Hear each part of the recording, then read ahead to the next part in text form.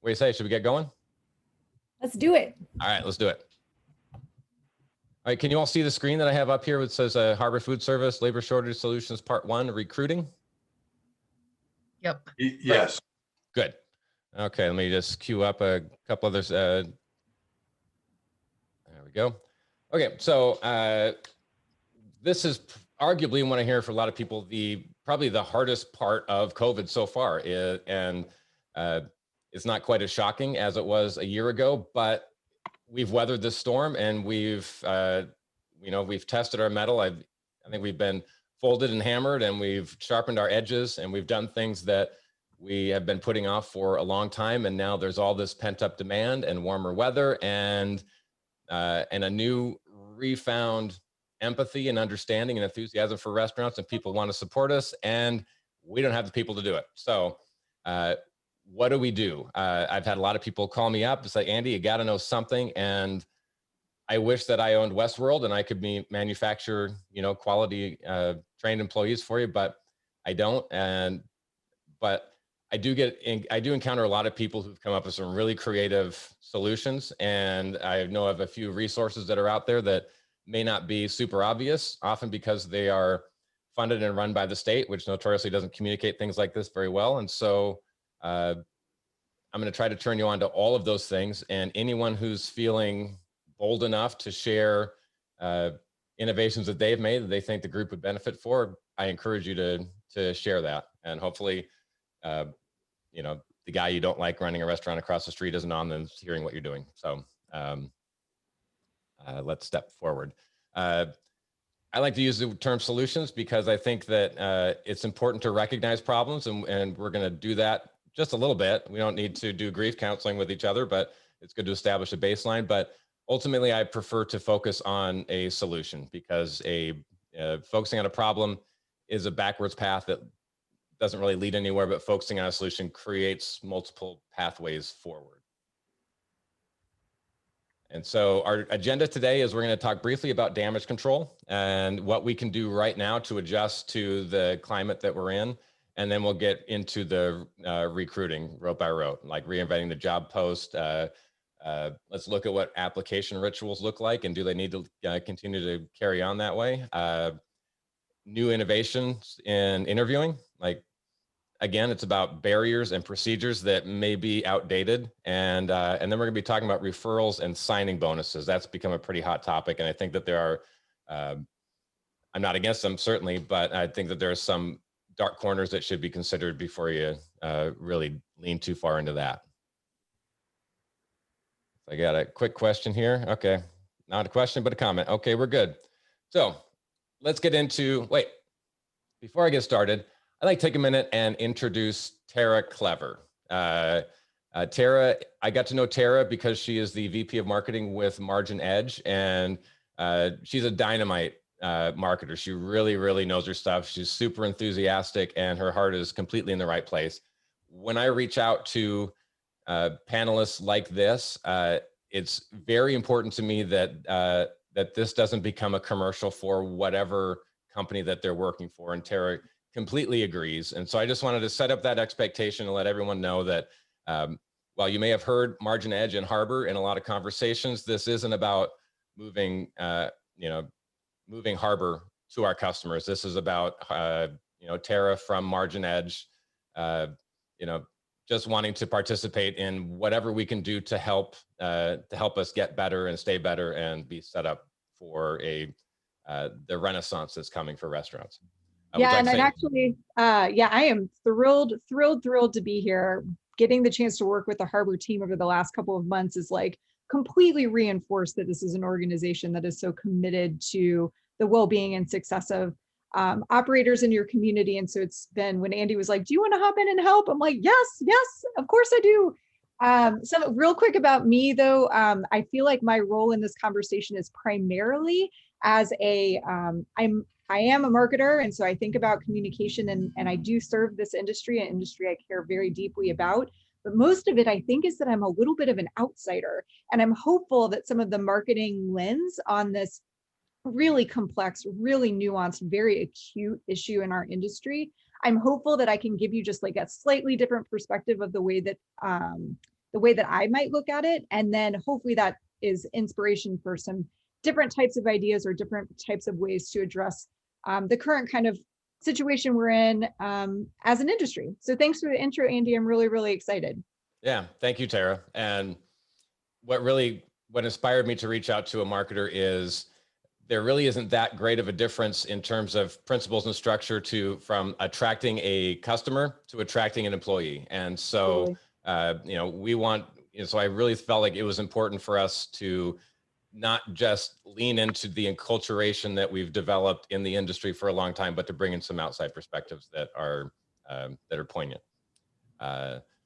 So back to the slide we're looking at here. You probably all had lots of time to read it, but I just want to do a quick rundown. And I'm not trying to teach anybody anything, because if adjusting your operations is a new topic, you're behind, and you're kind of lucky you made it this far. But just consider these aspects in terms of the labor that you have, and that is your hours and days of availability. And I'll be probably putting more context to that a little bit later on. Your service styles, and these might be new ideas. And so one is an in-house online ordering. A lot of you that may not have had online ordering before we got started into COVID, that you do now. And I've seen this in pubs in the before times where they just couldn't get quite the right staffing, start to lean into something like this. And there are really simple ways of doing it through QR codes and other methods where on some slower days, or for a patio that you're just not quite staffed to operate, maybe it's a marginal semi-cloudy day. I've seen this work. And if you want a little support in, okay, let's talk about this again, reach out to me. That's why I'm here. And it basically comes down to, you can QR code your tables with table tents, have your QR code with really clear identifications. You are at table 17, whatever it happens to be, and giving people permission to order online, share what their table number is, and then their food when it's ready, or drinks when they're ready, can just be expedited. And so you can run with much fewer staff, maybe just have a dining room attendant take care of a good portion of your dining room for small needs, while they take care of their bigger needs of ordering and paying. Kiosks, if you think this is appropriate for you, a lot of point of sales, you can kind of plug into a kiosk system where you can take that. If it's one of those cloud-based point of sales where it's iPad-based, you can license one of those iPads to be a mounted kiosk. Works better for counter service operations, but you're creative people. If you can think of a way that you can make this work for you, let's talk. And your menu complexity should be acclimated to staffing. That's not an easy problem to solve, but it's a worthy topic of consideration. Just check the Q&A. So far, so good. Anybody have any questions they want to jump in on real quick?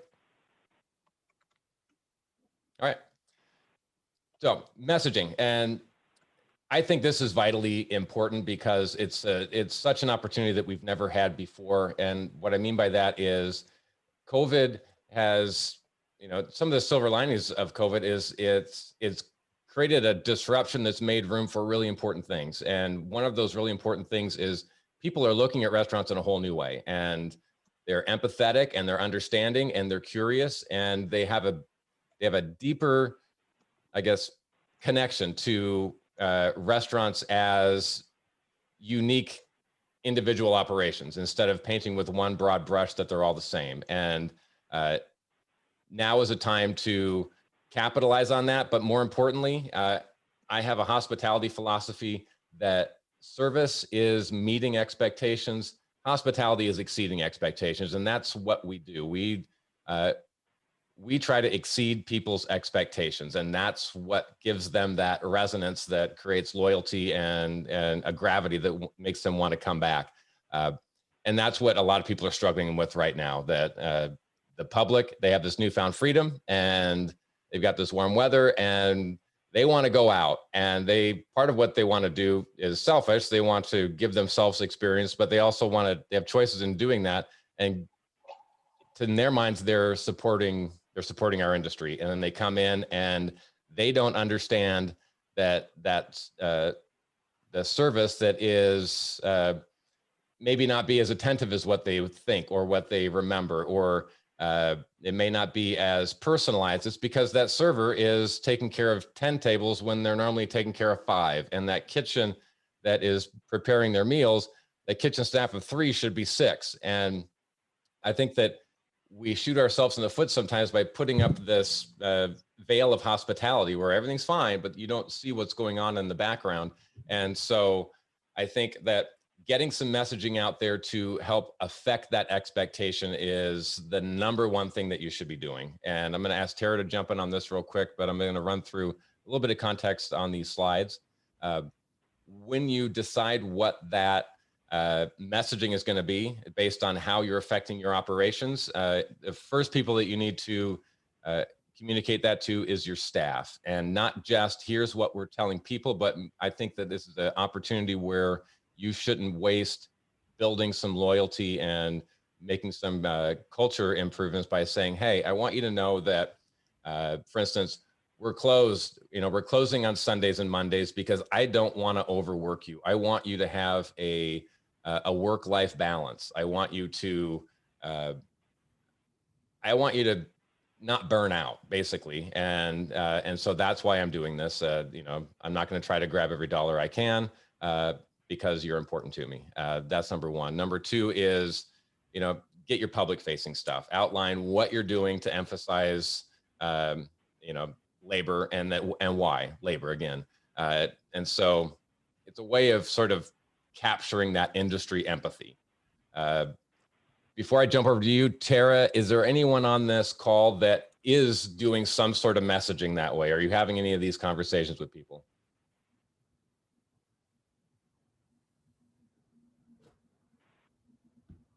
Okay. Yeah, I Tara? can hop really quick. So yeah. From a, first of all, I speak as a very enthusiastic restaurant patron. I feel like the heart and enthusiasm I have from this industry is very well earned by many, many, many appreciative visits to many, many restaurants in my city, and also, being lucky enough to work professionally in this environment too. One thing that I am struck by that I think is really important beyond our industry and just kind of thinking about it more on like marketing best practices is that the story of your business is a huge part of the decision-making framework that your customers or your guests have when they come see you. And sometimes it feels fluffy. Like I don't want to tell my like origin story. Like I don't, they don't need to know that I like, this last year we lost, 10 staff members. Like they don't need to hear my sob story, or I don't have time for that. It feels fluffy. It feels extra. But when we're thinking about where we are in this moment in time, not only setting expectations for guests, but also trying to tell the story to the marketplace around why folks should want to be a part of your organization, that storytelling now just like goes up the priority ladder a couple of ways. And I think Andy's exactly right. I think that people really do want to understand. They really do want to be good, helpful guests. And I think a lot of it, the beginning of COVID was like, the way I can help restaurants is to spend an enormous amount of money with them. Well, now they're like, the way I can help restaurants is to bring 10 friends and spend an enormous amount of money with them.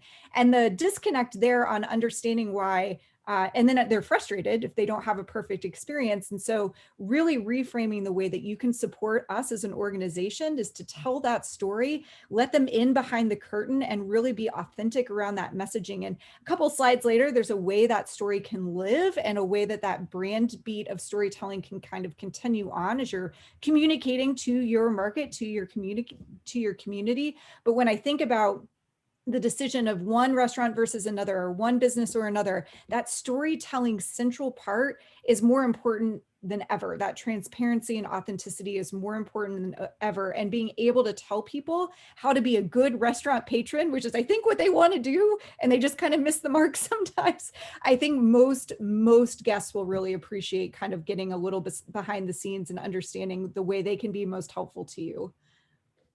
That's good. Thank you, Tara. My big takeaway is this is all storytelling, and we tell our stories in different ways, and this is a new way that we can start to be a little more vulnerable about our storytelling. It's almost like giving a director's cut to the story by let them know what's happening. That's right. And moving it from what felt like a nice to have to maybe more in the like have to have, or a little bit higher up in that priority, even though it feels like indulgent potentially or like extra. I really think it's one of those like dominoes that can fall that has all of these ripple effects that in this moment where things are really acute can start to soften the edges a bit. And so it's just maybe even a reprioritization or a reallocation of resources around how to get the story out to the people who want to best support your business. Yeah, and I think that some of those dominoes or ripple effects can be very positive moving forward. I think it can help with recruiting, it can help with retention, but it's almost a three-dimensional chess consideration. It could help with legislation and regulations. I think the more that people understand what the reality of restaurants are, the more nuance that we can get as an industry when labor regulations start to get considered and the language starts to get drafted, that there could be some special considerations and carve-outs that are empathetic and realistic to the reality of most of you restaurateurs, which 85% of the industry, this is pre-COVID, I don't know what the statistics are now, but 85% are single or, small unit operators that, less than 50 employees. And a lot of the demands that are put on restaurants in general, as if you're all mustache twirling villains fueling your yachts off the corpses of the downtrodden workforce, it starts to rebrand you as, community contributors. So I put up here on the screen some example messaging, and this was born from a conversation I had with an operator just a couple of weeks ago. And, it's a strong man. It was cracking tears. Like, I thought I was doing everything right. And now I barely have enough people to get going, and they're getting frustrated. And I said to him, I'm going to give you some ideas, and, I'm not telling you what to do, but you hold these ideas in your head and you compare them to the 200 other things I don't know. And can you pick 1 or 2 days of the week that you can close your slowest days? And he said, Andy, I can't do that. I have 2 red flags. And they both have to do with saying no. One is don't run out of product. And the other one is be here when people need you. And my response was, okay, but what happens when you've burned out the people that you do have and you can't serve anyone? And it's like, that's a good point. I don't know what to do. And then it comes down to the nuance. And so the kind of messaging that we talked about is something like what you see on the screen. If any of you are phoning in or you can't see a screen, I'll quickly read it to you. We're sorry to have limited our hours. Due to the historically shallow labor pool, we've made this difficult choice to ensure that the staff we do have can maintain a healthier work-life balance. If you know anyone who would like to work somewhere who cares that much for their well-being, please send them our way. And I say any platform that you have to communicate a message like this, you should use it. If you've got some signs that you can put up, do it. If you can put it in your menu, do it. On your website, social media, a lot of you have a Google business listing, make it a post, they're free. And all of those things are going to not only help set expectations, but they potentially will, have other positive effects. A quick aside, I think whenever you're looking at solving a problem, I think just taking a beat and try not to be super linear about it and doing an apples to apples, this solves this problem, but consider how can you solve a problem in a way that's going to have a positive effect on other stressors is always a good approach. How are we doing so far? Any questions, any comments?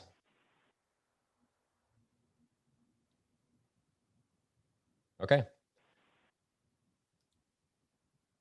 So now let's talk about the elephant in the room.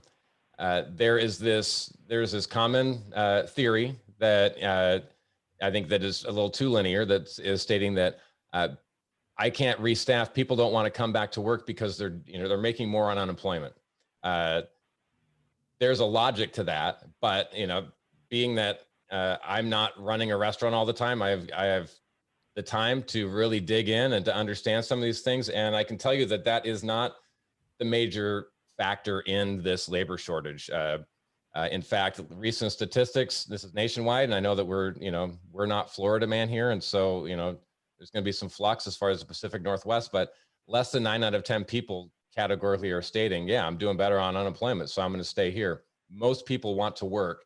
And even then, that moved my needle a little bit more, but what moved it more was when I got to hear what that breakdown meant. When you're looking at about $600 a week in unemployment, you are under $15 an hour. And almost every restaurant job is going to come close or probably beat that. In fact, most I think beat it, some come close.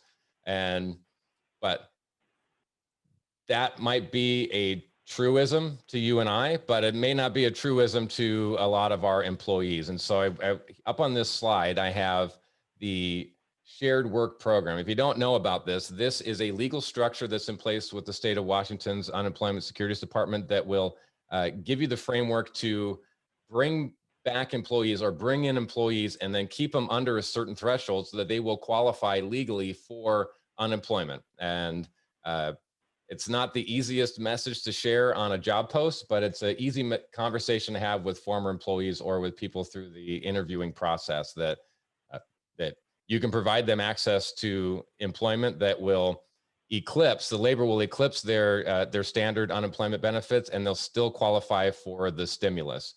This will not affect your employer's experience rating all the way through September 4th. And there are resources show you that how you can structure this. And I'm going to do a quick screen share so you can see it. As you can see, it's esd.wa.gov/shared work. And that is basically all you need to do. Everything you need to know is right there. How are we doing? Any questions on this so far? Great. You know what, real quick, I'm sorry, but we kind of raced ahead. There was a really cool experience that Tara had that goes back to messaging. And so I want to jump over to that real quick. When I was talking about this with Tara about messaging, she said that there was a really cool neighborhood restaurant that she goes to that used their list that they've been building with online ordering in a really creative way. And so here's the And I can give you guys a little context. So across the street from my apartment, this little beer garden opened up, and Beer Garden is generous. And I love these people with the deepest affection. But they just basically took over a little corner lot in downtown Washington, DC. They opened in the middle of the pandemic. So they literally have only been operating in these kind of like crazy times. And as like restrictions are started to get lifted and things are starting to reopen, we got this survey from them, and I assume they have our email address because we use the like Toast tab, like ordering at their table. And we're also very religious regulars. They like know us. We're like a little 3 p.m. outside beer on Saturday, like you could set your watch to it.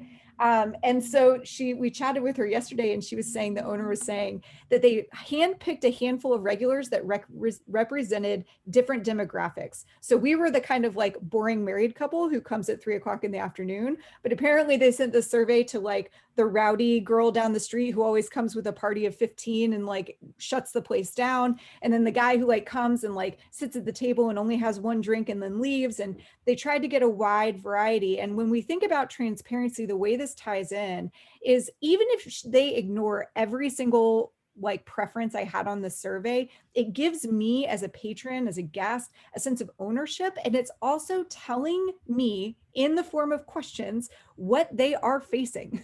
So like they're asking like, do you use QR codes? Do you want long tables, short tables?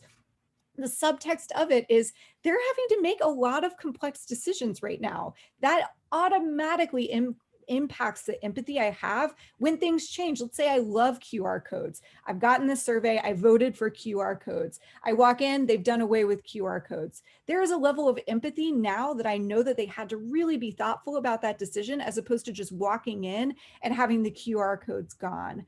And the way that this impacts on the labor side is if you were like Andy's messaging, like closing on Mondays, closing on Tuesdays, like what if you said to your kind of like most loyal guest, hey, based on this like labor, kind of acute labor situation, we're having to make strategic decisions as a business to stay profitable, to stay happy and healthy, and to be around to serve you for a really long time. Given a series of trade-offs, which one would you choose? Like limited menu, close on Monday, like close early, be open different hours, fewer tables in the dining room.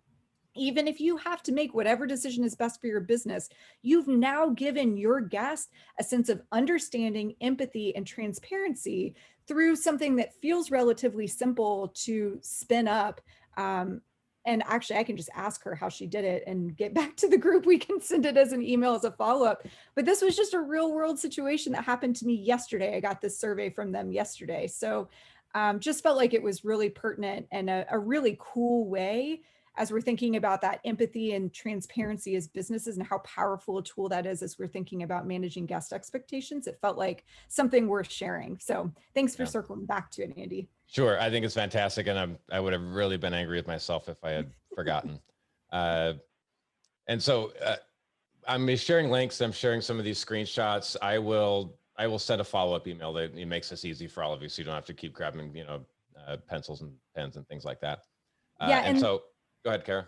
I just was going to say, and as carte blanche, like, if you guys have questions or want to brainstorm, or if there's anything that I can do, like Andy will pass along my contact information. If all we want to do is brainstorm or like go back and forth on like a Google form survey or whatever, like this is the kind of stuff I care deeply, deeply about. And if there's anything in my marketing brain that can help you as an operator, especially right now as we're trying to, like, that is just a complete blank check. So that's another just important takeaway. I hope you take me up on it. Cool. Then it's something that I've been wanting to do with Tara, by the way, just, put something on the horizon line. A lot of you are interested in marketing, and I think that we can do an online workshop that would cover a lot of fundamentals and give a lot of ideas. Yeah.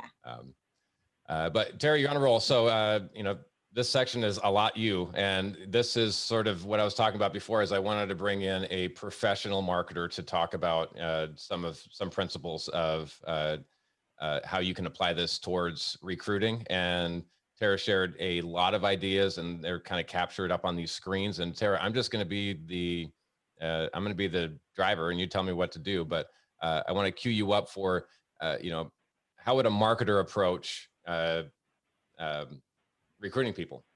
Yeah, definitely. So I could talk for 4 hours about this. I'm going to try very, very hard to keep it succinct and high level, but certainly we can follow back and do a deeper dive on any of these posts. So the first thing that occurred to me is that best practices in marketing is an understanding that it typically takes like 5 to 7, sometimes closer to 10 touch points before you can ask somebody to reliably take an action. So they're basically not even going to be aware that they have interacted with your brand or your message for the first couple of times. And if you think about that as yourself, like thinking about the last pair of jeans you bought or last kind of buying decision you made, you probably saw an ad, you probably saw it on somebody, you probably thought about it, and then you maybe got an email, and then somebody told you there was a sale and you bought the jeans. And so we want to think about this recruiting conversation in the same way, which is that if you do a one and done post, which feels great, you've checked it off your list, you're like, great, that post is done, it's up.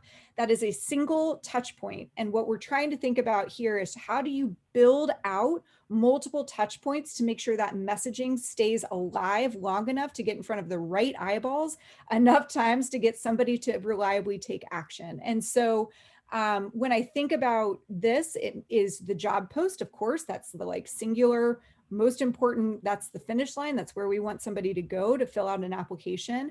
But how do we build up a couple of touch points on top of that?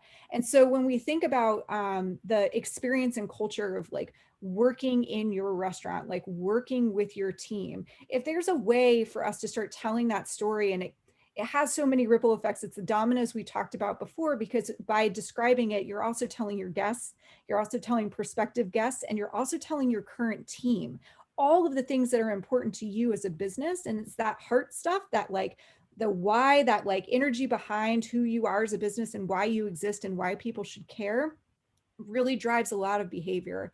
So we can think about that on social media. And that's kind of what Andy just flipped over to. When you can put this storytelling in the voice of your employees, the people who are on your team who love what you do, it's really powerful. And this does not need to be overly produced. This does not need to be anything fancy. In fact, if you think about it, the authenticity of like an iPhone video in a kitchen is going to be so much more valuable than some sort of like highly produced like drone footage of your restaurant. Like, these people don't need help. They've got a drone. Like, we want to make sure that it's like really anchored in the feeling of what it's looking like or what it feels like to work for your organization. And thinking about how to make it light, fun, easy, and even your guests, like the things that they love about being at the restaurant, that tells a story of like the workplace environment, why somebody should choose you over potentially another opportunity. And so we could spend, I don't know, 7 hours talking about how to do this specifically, but I would really, even if it's just very basic, very simple videos, I would start thinking about how to create that drumbeat across your channels.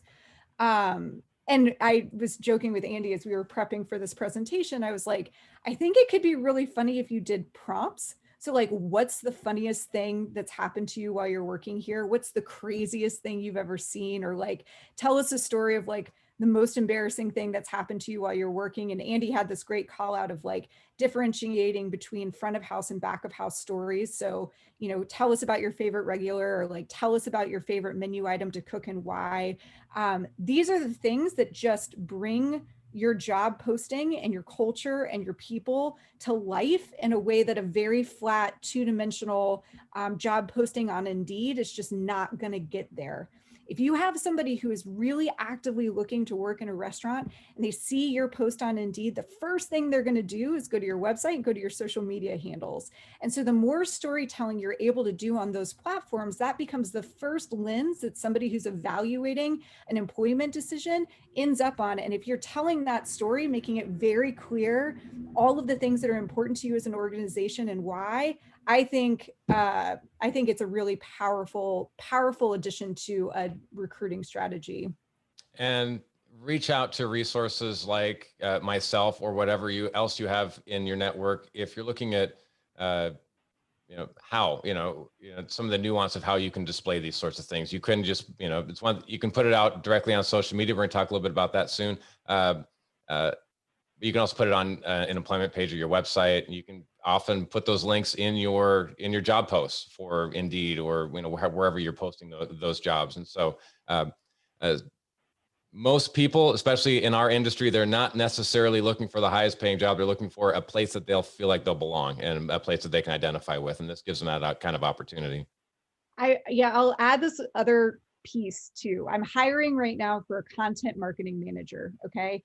And I have now like eyeballs bleeding number of resumes that I've been going through trying to find the right person, because our industry is a very specific industry and I need the right person to write content. But anyway, I read this one resume. It was very nicely put together. And at the top left hand, it was like all the things that were like the things. And at the end, she was like, and I make a mean pot roast.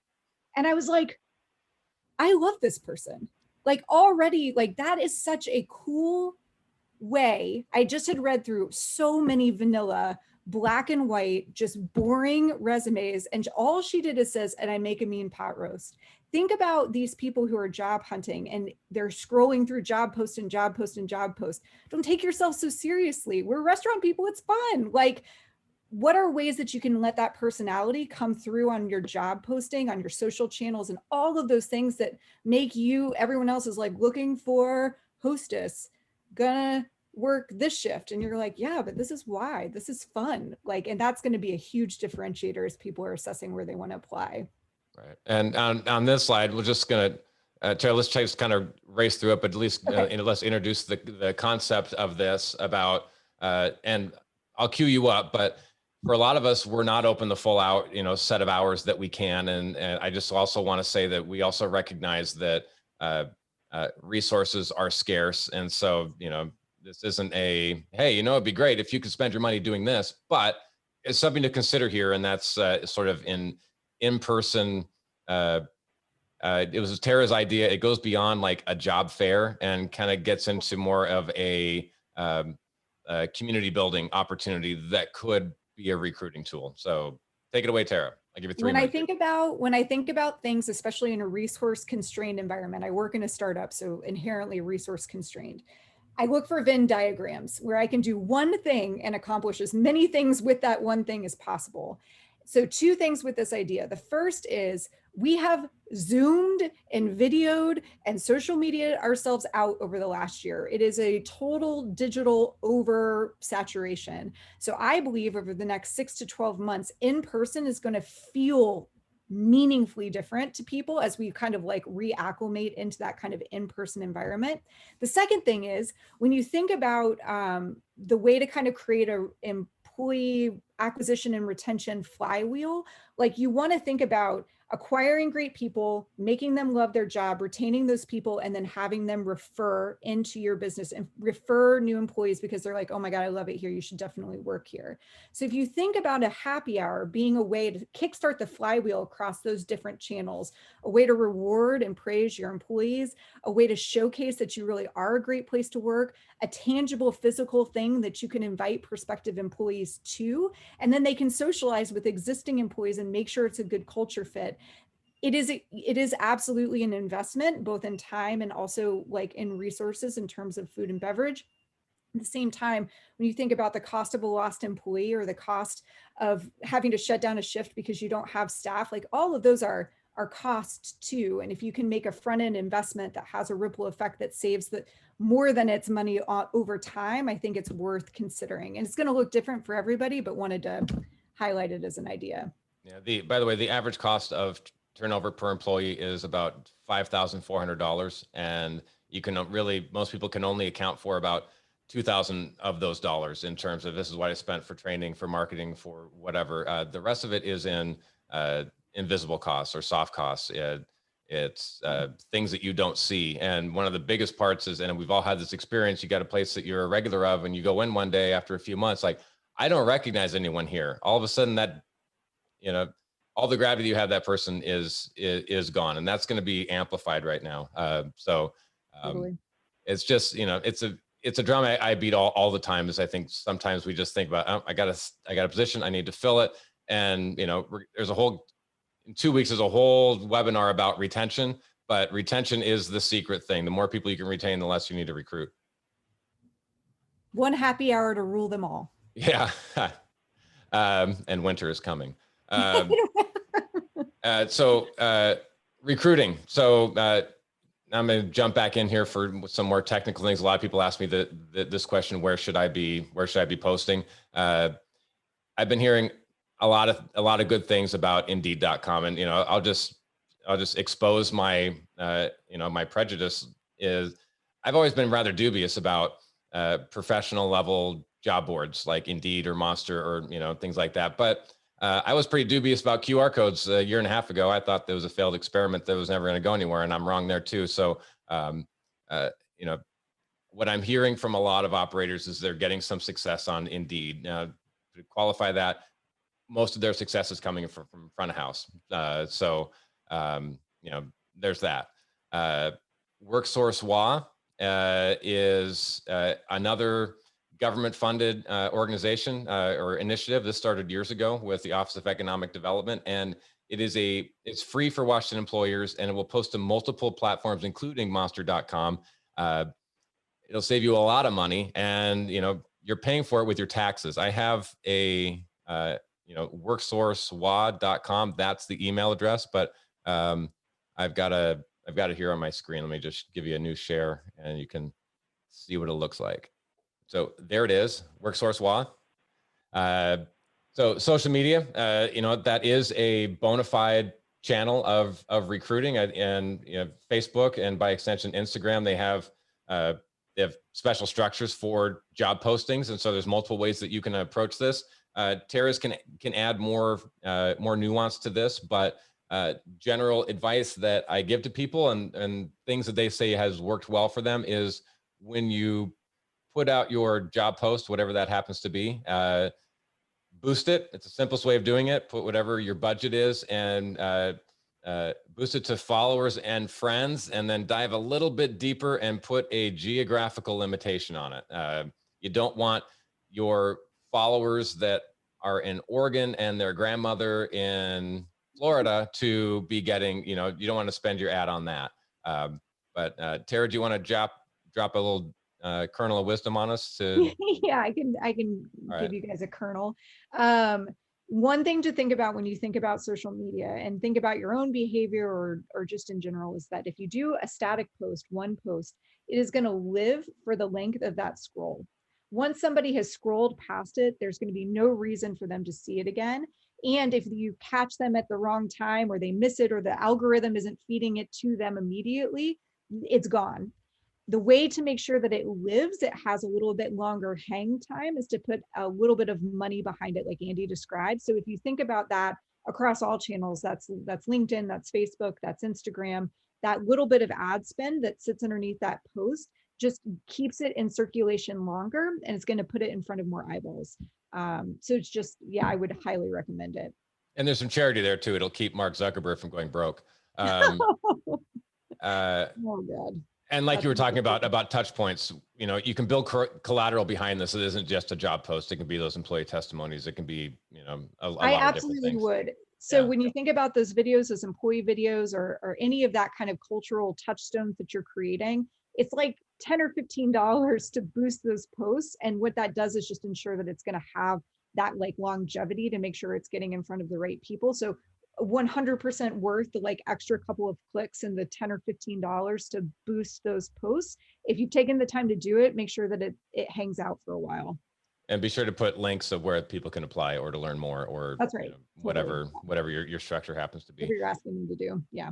And then finally, there's nextdoor.com. If some of you aren't familiar with it, it's a very social, hyper local social media platform. It's basically for like neighborhood associations. And if you're old enough to catch this reference, for Mrs. Kravitz from Bewitched, it's just people that, you know, a lot of, if you're on it, it hyper localizes where you are. And so, you know, I've seen posts that go, does anybody know what those sirens were about? Or I found a cat and things like that. If you're not being that, you know, smarmy, shiny suit, forgive me, Tara, marketing person, and you're very social and, you know, you can keep it, you know, locally relevant, it's actually a really good platform. A lot of people have generated a lot of recruitment leads from this platform. So, Tara, I am really sorry. No, I haven't heard you speak since I said that. I didn't mean No, I try to be the least marketing marketer. Yeah, I only try and market the way that I like to be marketed to. And we're almost done, everyone. But you know, there are some job posting alternatives that go beyond the passive help wanted sign. And so when you have it, I have seen these and they're not out of place. And I think that they're super relevant, but lobby signage, you know, put whatever your messaging is about recruiting. And again, it's not about, hey, I have a job that pays this much and you need to be able to lift 50 pounds. Lucky you, you can do better. And so when you figure out what that is, include it in your menus, engage with your regulars. A lot of you have networks outside of the restaurant, or you know people that would be happy to help you, like church, friends and family, high school career counselors. I've actually turned a few restaurateurs on to some of their local high school career counselors, where I mean, these are soft touch things, but every little bit counts. Where, you know, a lot of high school students can plug into these programs where they get some credit for having a job, and getting someone to spend 5 minutes a month filling out a little postcard response that rates what they're doing and helps them set goals. It takes very little time to do it. I did it when I managed, and you know, you're getting kids that don't have any they don't have any workforce experience, but that's okay because they don't have any bad habits that they're bringing from anybody else either. So, and then finally is second chance organizations. What I mean by that are people that are, you know, coming out of homelessness, or, you know, they're recently leaving incarceration and they're in some sort of work study program. You know, those are a little bit nuanced. You know, I wouldn't say that they are that they're the snake oil fix all for everything. And so you know, has to do with temperament. It has to do with a lot of things. One consideration is, say, for recently incarcerated or homeless, some people have substance abuse problems. So if you are if you're an establishment with a lot of alcohol, I'd be cautious about who you bring in. I've met a lot of people that, you know, holistically believe that this helps them with their staffing, and it does social good. But then they have people come in and they say, you know what, I'm so sorry. I love being here. I thought I could be around alcohol, but I just can't. And so I just want to, I don't want to just spit it out there like, hey, here's an idea, you should do this. There's some considerations that come behind it, but a lot of these people are already getting back of house training if they don't already have experience, or even, front of house. So I'll leave it up to you. And in the follow-up materials, I'm gathering some of those resources as well. Some people have been slow to respond to me. And so when I get them, I'll share them, like who you can reach out to.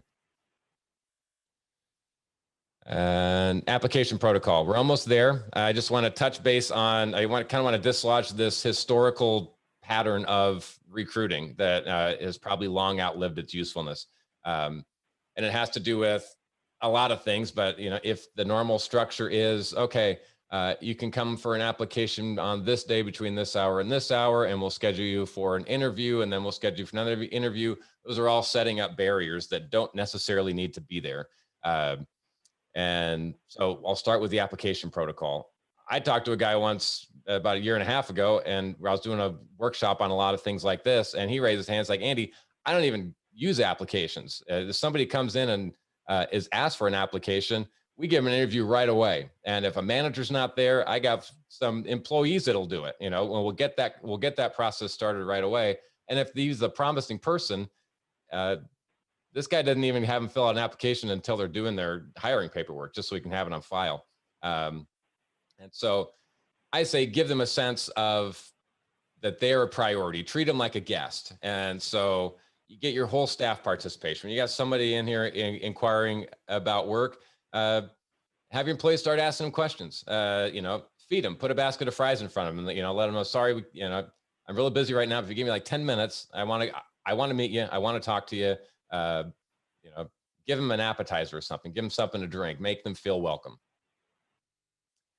And like I was saying, eliminating barriers and, grant that immediate, I guess I got ahead of myself here, but, do you really need the application? And then when you get to those interviewing opportunities, what can you do through texting, or what can you do on a phone call? And this isn't just for them, this is for you. How much time have you wasted waiting for people to not show up for an interview? Video chat platforms, everybody's using them, and you can too. And you don't need to spend money on this. You can get a free Zoom account. They'll give you 45 minutes, of meetings with very little features, but it'll give you everything that you need. Facebook, if you're using Facebook or Instagram as a job posting platform, you got access to Messenger right there, and so you can get those video chats going. If you do this, I wouldn't brag about it, but you can also kind of pre-screen these people. You've got their profile. At least you can find out if they had like a face tattoo lasered off or something. And there's lots of things you can probably discover or intuit about their lives, and vice versa. You're doing it for them. And then finally, I'm going to check these. Okay, I was just checking the comments, make sure I wasn't missing anything. We're on the last topic now, and it is a lot of people are doing referral programs and signing bonuses. So I just want to put a little context to that. When you're doing a referral program or a signing bonus, I strongly recommend that you don't make it passive. It's like, start working here, I'll give you $100. You might just get them for one day. So, whatever it is that you're doing for a referral program. So, for your employees, hey, send me your friends. And the way I would say is, I'm going to give you this reward when they make these benchmarks. And so maybe it's if they're fully functioning in 30 days, you'll get $200. And so that creates a little buy-in and filter. So now I'm not going to get my worst friend to come in because I think that person will. I'm going to pre-select a little bit, and then I'm going to help them along so that I'm motivated for them to be a fully functioning employee in 30 days. So I can get that. Same thing with signing bonuses. Maybe you give them a little spiff up front, which might be smart because they may need to buy some uniform or get some, line up a few resources before they come, but they don't get the full nut until they hit some of these benchmarks. The other consideration that I would be throwing at signing bonuses is, I don't know about you, but when I see that Comcast is having this great deal for new customers, I feel a little butthurt, you know, because I've been a customer of theirs for a long time, and why are you overcharging me? And so if you can afford to do signing bonuses, I would consider what can you afford to do for thank you bonuses. And it's going to have a positive effect on your culture, and people aren't going to feel demotivated because this new person that now is making their job harder because they have to train them is getting a bonus that they don't get. And so I think that you know better than I do, but I would consider, you know, it doesn't even have to be much, just like a surprise $50 bonus for everybody. Just walk in one day and give them each 50, you know, give them each $50. Just say, I just want to say thank you, and I couldn't do this without you, and you're really important to me, and I wish I could give you more. Another way of thinking about this, just Yeah. to tie into some of the storytelling components, you need your team to tell your story. Every time they share or repost on their own channel is amplifying that story. So you could even give them $10 for every social post, or like every time they share your post, a small amount of money. What that does is create some of that that kind of recruitment flywheel we talked about. It gives them money. So to Andy's point, it doesn't feel like they're getting left out of that investment. And every time one of those employees posts that on their own feed, you reach totally new audiences. And it comes from a place where that feels increasingly authentic because it is their own platform. So you can ask and surprise. I'm a big fan of surprise and delight for guests, for employees. I think it matters a lot when it's not do this and I'll give you this money. Right. But if you're going to ask them, do this and I'll give you some money, that social media component might be a really effective way to allocate those resources. Yeah, and a little inside baseball, since we're mentioning social media, is when you're a business page, your aperture of reach is super narrow. So you may have 1,000 followers, but when you put out a post, you might be hitting 50 of them. Maybe if you're lucky, 100. Because if our feeds were flooded with every business that we ever followed or checked into, we'd never get to the social stuff. And Facebook knows that. And so what we post as a business, that's why it's important that you put some money behind things, so it helps ensure that you know, those eyeballs. But when an employee is doing it or when it gets shared, then that, you know, it stops being a business post and starts being a social post. And so consider that. It's going to widen the aperture. Is that accurate, Tara? Perfect way to say it. That's exactly cool. right. Just want to make sure that I wasn't saying this all these years and was wrong. And that concludes it. I'm happy to open this up to comments or suggestions or what have you. Any feedback you want to give us is great, good or bad. And here's some contact information that you're more than welcome to reach out to me. I love my job. I like helping people. It feeds my soul, and I spent a lot of time in the industry, and now I feel like I can apply that in new ways. And you all teach me things every time we meet. So I'll welcome any interaction, any chance I have to interact with you. And if anybody has specific stories or things that they're doing that think are working well, I'd love to hear it. So I'm going to thank all of you. I'm going to, again, welcome all of you to throw something in the comment, chime up. I want to thank Tara. You've been great. I'd love to have you back on a marketing focused one. Yeah, absolutely. Anytime. It's so fun. Good. Okay. I'm not hearing anything. I'm seeing a few thank yous. You're welcome. It's been a pleasure. And I hope to see you next week when we dive a little deeper into training, you know. So I guess here's the plug. Here's the preview for next week. Next week, we're going to be focusing on what can you do to accelerate the process of a new person to a contributing individual in your operations. It's going to be less nebulous than this one. This was a big topic, and it deserved a little bit of focus. The next one is going to be even more focused and probably a lot more brief. And I'll be my guest panelist next week will be Derek Boogie. He's my chef consultant partner, and so we'll be doing a full boat front and back of house. Here's some training efficiencies that you could be using. So again, thank you. See you next week, and maybe I'll see you if you decide to watch this video. Thank you. Bye. All right. So long, everyone.